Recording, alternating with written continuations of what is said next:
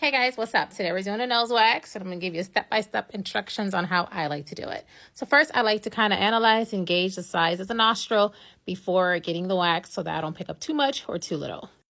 We're going to be using the Sexy Smooth Tickle Pink Wax, guys. We're going to do one nostril at a time so your clients can breathe. Open that up, go in, twirl, twirl, twirl, up, down, and pinch. Okay, doing that and make sure that the wax touches all around the nose. And then you just let go. Okay, so when I'm ready to pull it off, I like to place my hand on the client's forehead. Get these two fingers, index and thumb finger, ready, because after I pull it out, it's going to be able to apply quick pressure.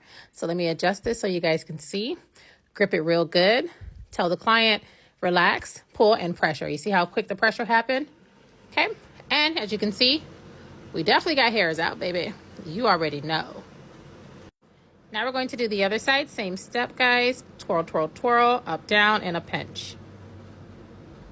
And then let go. Okay, so we're going to do the same steps, guys. Grip, pull, pressure. You guys see that?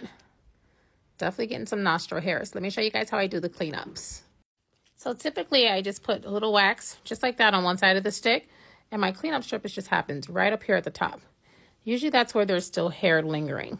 And we can go ahead and do both sides. Okay, so just like that, the client can still breathe because it's not all in her nose, just on the top part.